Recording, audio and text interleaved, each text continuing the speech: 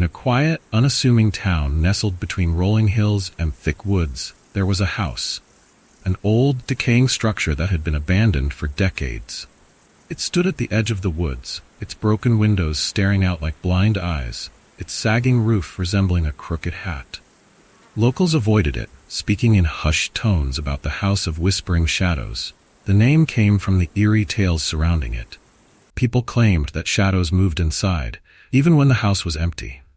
Strange noises, whispers, footsteps, and soft crying were often reported by those foolish enough to venture too close. But nobody ever stayed long enough to uncover the truth.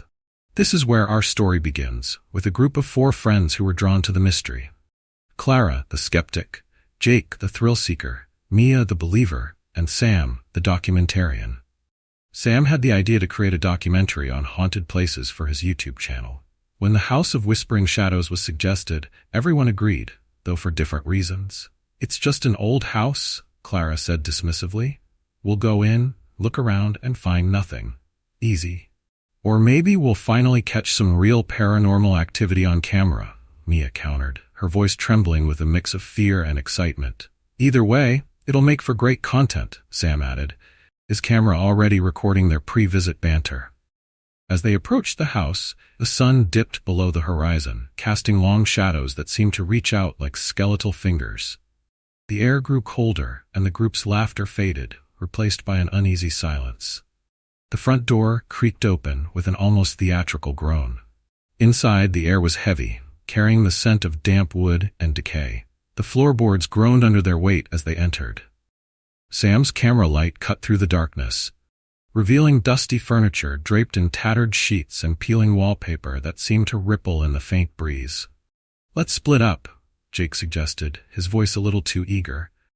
"Cover more ground." "Absolutely not," Clara snapped. "We stick together." But Jake, ever the adventurer, had already wandered off down a hallway, his flashlight bobbing like a will-o'-the-wisp. The others reluctantly followed, calling his name. The hallway seemed to stretch longer than it should have, the darkness swallowing their voices. When they finally found Jake, he was standing in front of a mirror, his face pale. "What's wrong?"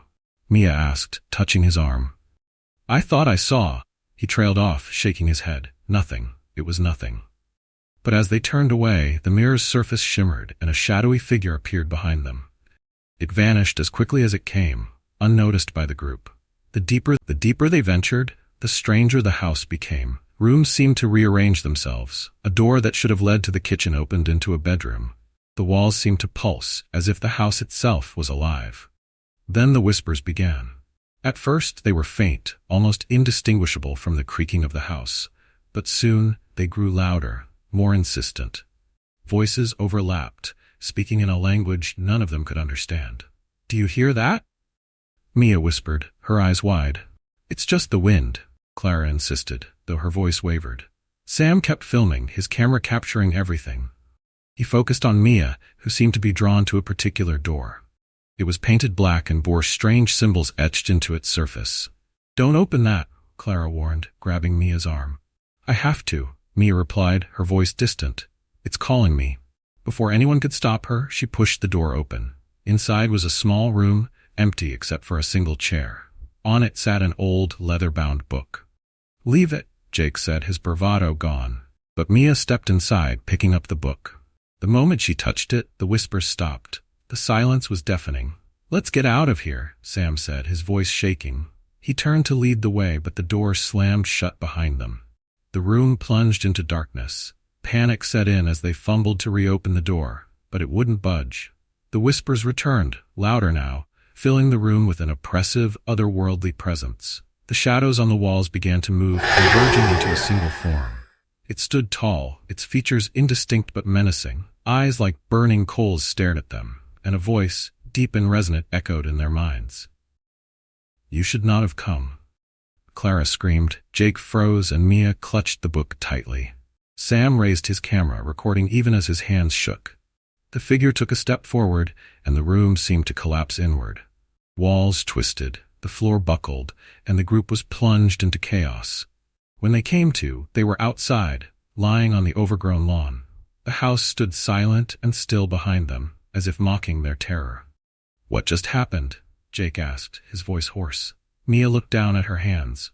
The book was gone, but her palms bore the same strange symbols that had been on the black door.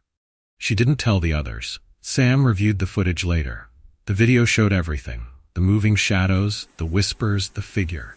But the final moments were different. As the group fled, the camera captured a single, chilling sentence, whispered in a voice not their own. "You belong to us now." The video went viral, drawing millions of views and countless theories, but the group's lives were never the same. Clara moved away, refusing to speak of that night. Jake became obsessed with uncovering the house's history, only to disappear one day. Mia's hands continued to bear the marks, which seemed to grow darker with time. And Sam? He kept filming, but his videos grew darker, more unsettling, as if something else was guiding him. The House of Whispering Shadows still stands, its secrets intact. And if you listen closely on a quiet night, you might hear the whispers calling your name.